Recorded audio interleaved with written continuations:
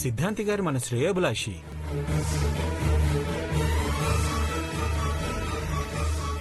పిలవకపోయినా వచ్చి ఆశీర్వదించమని నువ్వు చెప్పేదానివి కదా అఖిల. అంటే ఈయన గారు ఆశీర్వదిస్తానని అక్షింతలు తీసుకుంటే ఈ చాముండేశ్వరి తల వంచాలా?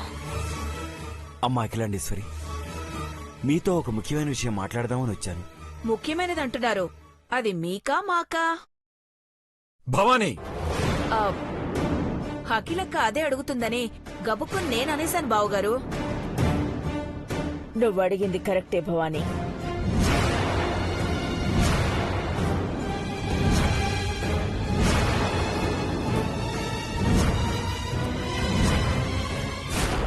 చూసారా బావుగారు, అఖిలక్క మనసులో మాట నాకిట్టే తెలిసిపోతుంది.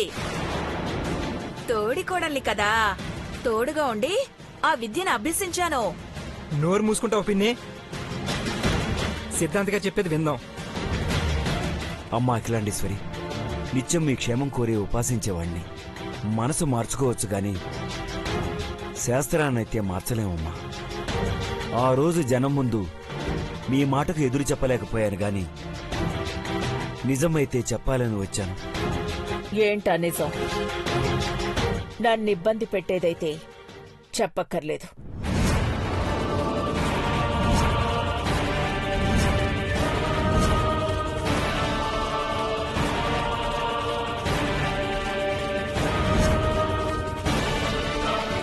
బాధ పెట్టేదైనా సరే ఆ నిజాన్ని అంగీకరించక తప్పదు.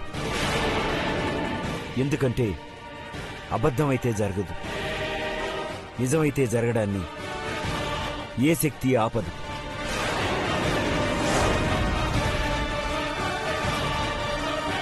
ఏం జరగబోతుంది సిద్ధాంతి గారు? దేవేంద్ర పార్వతి పట్ల మీరు తీసుకున్న నిర్ణయాన్ని మార్చుకోవడం శ్రేయస్కరం.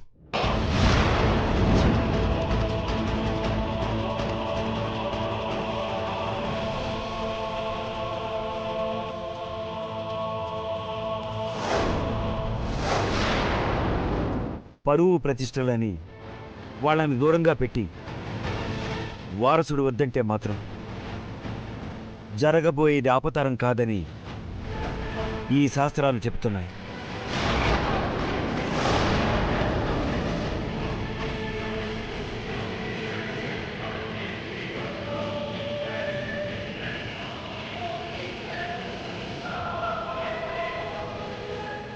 వందేళ్లకొకసారి వచ్చే గ్రహకుండలం వల్ల మహర్దశ వస్తుంది. వైభవోపేతమైన వంశోద్ధారకుడు మీ ఇంటికి రాబోతున్నాడు తల్లి.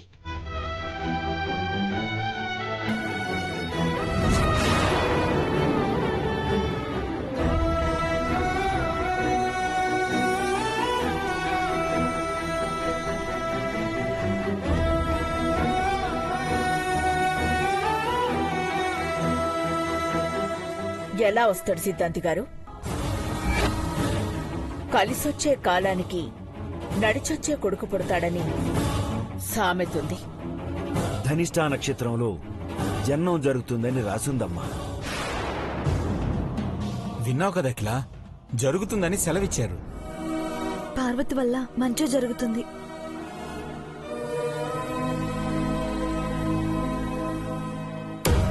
సిద్ధాంతి గారు సెలవిస్తే మాత్రం అఖిలక్క ఒప్పుకుని వాళ్ళ హనీమూన్ కి సెలవివ్వాలి కదా. రాసుందని చెప్పారు, ఏది ఎలాగైనా జరుగుతుంది పిన్ని. జనంలో ఉన్న ఒకరిద్దరు పిచ్చోళ్ళు మట్లు పట్టించుకుంటే పరువేం పెరగదు, పట్టించుకోకపోతే తరగదు. అవునమ్మా, ఆ వారసుడి వల్ల వంశగౌరవం, సంపద రెండింతలవుతాయి. ఇది చెప్పడానికి వచ్చారా సిద్ధాంతి గారు? మీ మీద గౌరవంతో విన్నాను. నేను చెప్పేది మీరందరూ వినండి. ఈ ఇంట్లో పార్వతి స్థానమే ప్రశ్నార్థకం అంటుంటే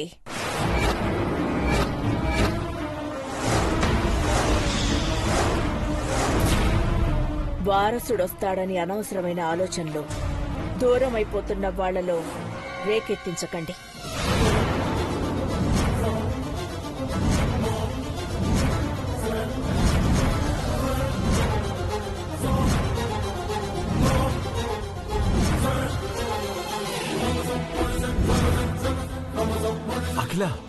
ఏం మాట్లాడుతున్నావు నువ్వు? కాదు కూడదు అని పిచ్చి వేషాలు వేస్తే ఏం చేస్తానో నాకే తెలీదు అని చెప్తున్నాను.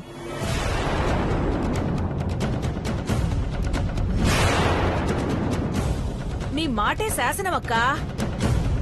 ఈ మాట మర్చిపోతే స్వామీజీ గారు చాలా నష్టపోతారని గుర్తు పెట్టుకుంటే మంచిది. అమ్మా అఖిలాండేశ్వరి, మతిలేని వాళ్ళు మీ తోడుకోళ్లైనట్లు పిచ్చి మాటలు మాట్లాడే వాళ్ళను కూడా ఆత్మబంధువులు అనుకోరాదమ్మా. నిదానంగా ఆలోచిస్తే మీకే అర్థమవుతుంది. నన్ను తిట్టారని నాకు అర్థమైందిలే సిద్ధాంతి గారు, ఇంకేం చెప్పనక్కర్లేదు. సిద్ధాంతి గారు, ఈ విషయంలో చర్చలు నిర్ణయాలు అనవసరం. వేళకి వచ్చారు, భోంచేసి వెళ్ళండి. ఆహారం మాత్రమే సాత్వికంగా ఉంటుంది, నా ఆలోచన మాత్రం కఠినంగా ఉంటుంది. దూరమయ్యే వాటిని అద్దంలో కూడా దగ్గరగా చూపించకండి. మా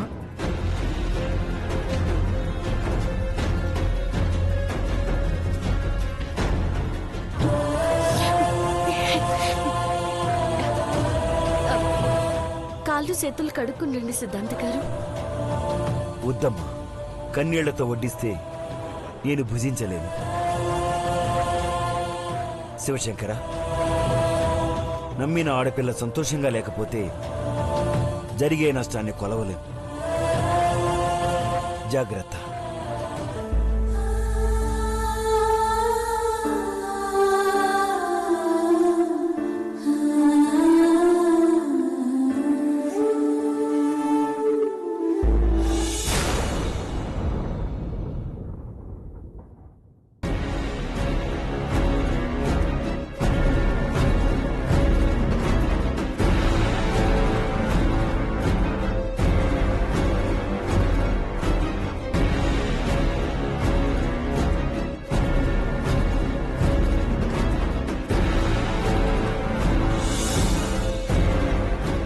అఖిలాండేశ్వరి ఇలా మాట్లాడింది శివశంకర. వీరభద్రస్వామి ఉత్సవాలు పూర్తయితే ఈ ఇంటికి పట్టిన అరిష్టం తొలగిపోతుంది అన్నారు. కాని ఈ ఇంటి ఇల్లాలు ఇలా ఇష్టానుసారంగా ప్రవర్తిస్తుందని మేమెవరూ ఊహించలేదు సిద్ధాంతి గారు. మామ ఆవేశం ఎక్కువసేపు ఉండదనుకున్నాం. కోపం చల్లారి మళ్ళీ దయ చూపుతుందనుకుంటే మీరు వచ్చేదాకా పరిస్థితి అయోమయంగా ఉండేది. మీతో మాట్లాడాక అఖిల అంటే నిర్ణయం మార్చుకుంటుందనుకున్నాం గాని మొండి పట్టుపట్టారు.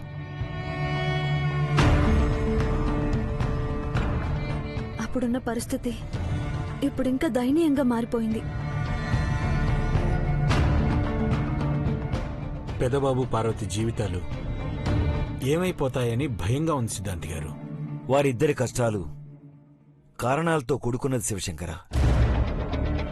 కష్టంలోనైనా కలిసుంటారే గాని వాళ్ళని విడదీసేది కష్టమని తెలుసుకోవాలి అఖిలాండేశ్వరి. మామకు తెలియందేముంది సిద్ధాంతి గారు? అన్నీ తెలిసిన అహం అడ్డొచ్చినప్పుడు సమయానికి ఏవీ గుర్తురాని సందిగ్ధంలో పడిపోతారు. ప్రస్తుతం అఖిలాండేశ్వరి పరిస్థితి అంతే.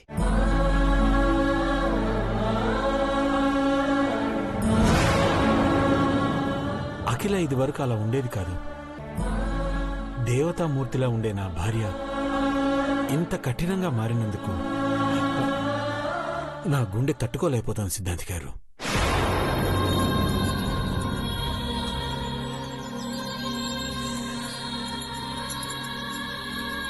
కళ్ళల్లో కళ్ళు పెట్టి మాట్లాడలేకపోతున్నాను. కరుణ లేని ఆ కళ్ళనా నేను చూసేది అన్న ప్రశ్న నన్ను చిన్నబుచ్చుకునేలా చేస్తోంది.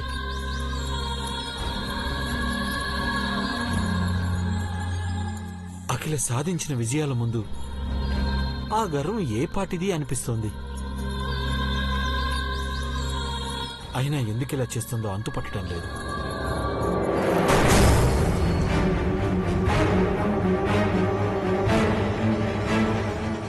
సిద్ధాంత్ గారు, ఎన్ని సమస్యలు వచ్చినా మేమంతా ఎంతో సంతోషంగా ఉంటాం. మమ్మల్ని ఆశీర్వదించే మీకు తెలుసు. కానీ మామ్ హ్యాపీగా లేకుండా కోపంగా మూర్ఖంగా ఉంటే మేము తట్టుకోలేం సిద్ధాంత్ గారు. భవానీ అన్నట్టు ఆ నీలాంబరి అఖిలను ప్రభావితం చేసింది అంటారా? దానికి ఆంటీ లొంగిపోరు అంకుల్. కానీ ఏదో జరిగింది. ఏది ఏం జరిగినా మీరు మాత్రం తొందరపడి సాహసించకండి. ఈ ఇంటికి వారసులు రావాలి. అప్పుడైనా అఖిలాండేశ్వరి మనసు మారుతుందేమో చూద్దాం.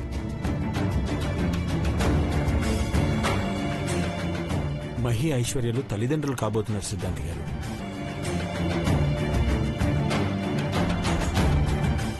కానీ పెద్దబాబు పార్వతులు వారి జాతకరీత్యా వారసత్వం అనేది మొగ్గతొడిగి ఉండాలి. చూద్దాం ఏ రోజు ఫలప్రదం అవుతుందో. ఆ శుభవార్త వినే రోజు త్వరగా రావాలి సిద్ధాంతి గారు. నేను చెప్పినట్టు ధనుష్ఠా నక్షత్రంలో వారసుడు రావాలి. ధైర్యంగా ఉండండి.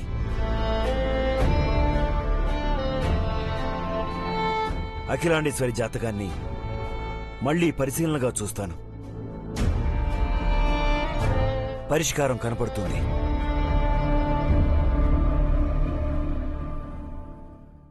శుభం భూయాత్.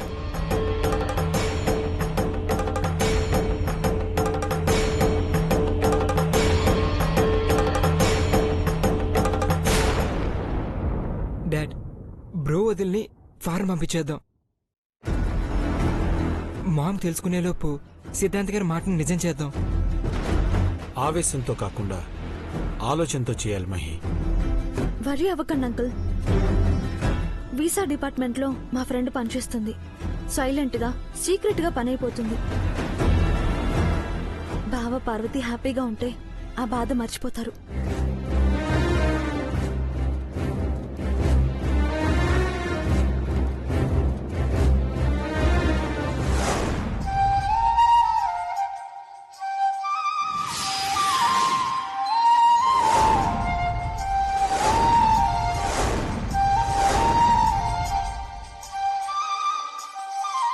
అమ్మా, ఈ ఇంటికి రాబోయే వారసుడు నీ మనవడు కదా అమ్మా. పార్వతి కడుపున పుడితే ఆ బిడ్డ కూడా పని మనిషి అవుతాడనే అలా ఎలా చెప్తావమ్మా? పార్వతిని పట్టపు మహారాణి చేస్తానని చెప్పిన నువ్వే ఇలా అవమానిస్తే తనెంత బాధపడుతుందో ఆలోచించావా అమ్మా? పార్వతిని ఆశీర్వదించకపోయినా పర్వాలేదు, కానీ తన గర్భంలో పెరిగే బిడ్డ మీదైనా నువ్వు దయచూపకపోవా అని ఆశపడిందమ్మా.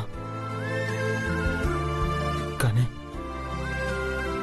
నువ్వింకా ప్రపంచాన్ని చూడని వాణ్ణి కూడా పనివాడి కింద జమ కడితే ఎంత నొచ్చుకునుంటుందో ఒక్కసారి ఆలోచించమ్మా. ఆలోచించు.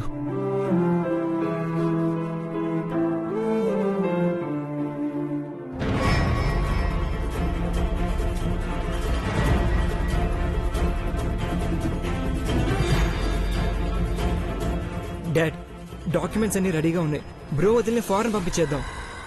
న్యూజిలాండ్ వీసా దొరుకుతుంది అంకుల్. రేపు మార్నింగ్ రమ్మన్నారు. బావ సైన్ చేసినా సరిపోతుంది.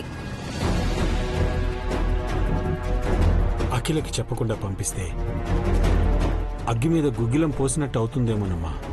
అంకుల్, ఆంటీ బెదిరింపులకు ఎయిర్పోర్ట్ అథారిటీ కూడా తల వంచుతుంది. ఫ్లైట్ టేకాఫ్ అయ్యేదాకా ఈ విషయం దాస్తే చాలు.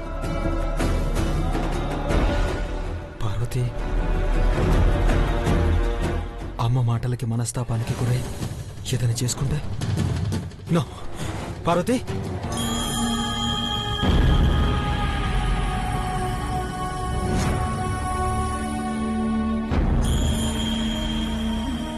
పార్వతి, పార్వతి, పార్వతి. డాడ్, ఏదో బాబు, చూద్దాం పదండి.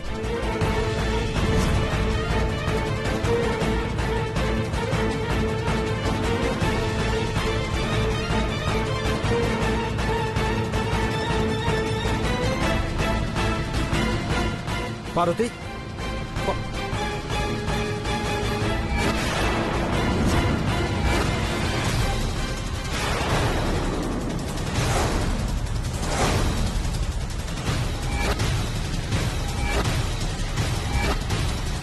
పార్వతి పార్వతి ఎక్కడి నుంచి చేస్తున్నావు? బాధపడ్డా ఎవరికీ తెలియదని ఇక్కడికొచ్చి కూర్చున్నాను పెద్దబాబు గారు. ఏంటిది ఈ గ్లాస్లో ఏముంది? కంగారు పడకండి, బాధని దిగమింగుతాను కాని విషాన్ని మింగి నా పిట్టని సంపుకోను. ఇది మంగమ్మ విచ్చిన కసురాకు రసం.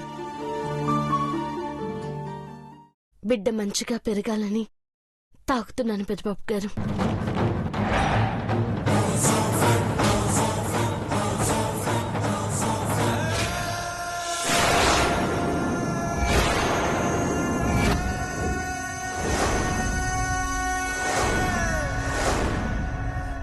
చెప్పు పార్వతి.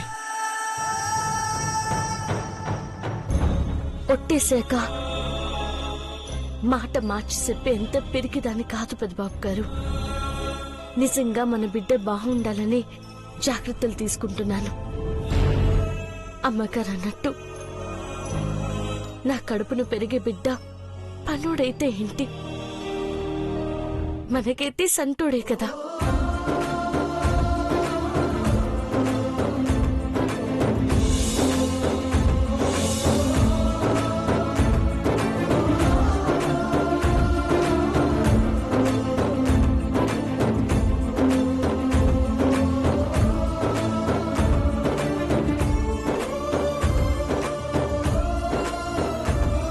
కాకపోతే మీ రక్తం పంచుకు పుట్టేటోడు యువరాజులాగా పుట్టడు, వెండి మూలతాడు కట్టడు, ఎర్రదారమే కడతాడు. ఇలాంటి గొప్ప తల్లి కడుపున పుట్టానని గర్వపడతాడు పార్వతి. అది కాదా రాజరికం?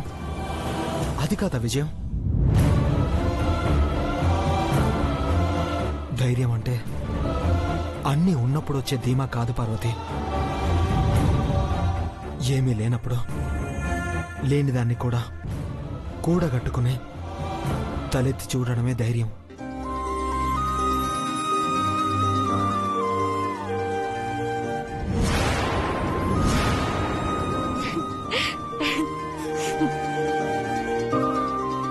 కొడుకు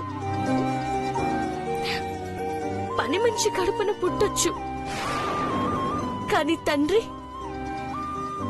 రాజు.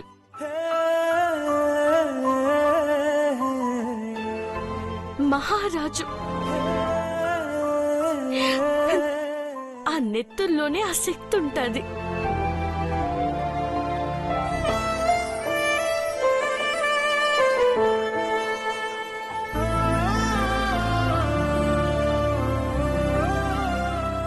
అజ్ఞాతంలో పుట్టినా మంచిదే పార్వతి. అమ్మ కోపాలకు దూరంగా ఉండటమే నయమనిపిస్తుంది. బాధపడుకో పెద్దబాబు. బావా, ఏంటి మీరనేది? అంటే బ్రో వదిన. నాన్నా, నువ్వు నాన్నవు కాబోతున్నావా? నిజమా పార్వతి? చెప్పనే లేదంటమ్మా. బ్రో, ఈ గుడ్ న్యూస్ మాతో షేర్ చేసుకోకుండా ఎందుకున్నావు బ్రో? సిద్ధాంతి గారన్న మాటల్ని మీరు నిజం చేయాలని వీళ్ళిద్దరూ మీ ఇద్దరిని ఫారెన్ పంపించడానికి ఏర్పాట్లు చేస్తున్నారు. అయితే మీరే శుభవార్త చెప్పారు. సంతోషంగా ఉందమ్మా. కంగ్రాట్స్ నాన్న. Thank you dad. Bro, Parvathi, congrats bro. Thanks. Love you so much. Parvathi, నాకు ఎంత హ్యాపీగా ఉందో చెప్పలేను బ్రో. థ్యాంక్ యూ వదినా. Congrats bro. Thank you. ఇంట్లో గొడవలు కాకుండా మంచి జరిగింది. ఇంతకన్నా మనకేం కావాలి? కంగ్రాట్స్ బావా. Thank you Aishwarya.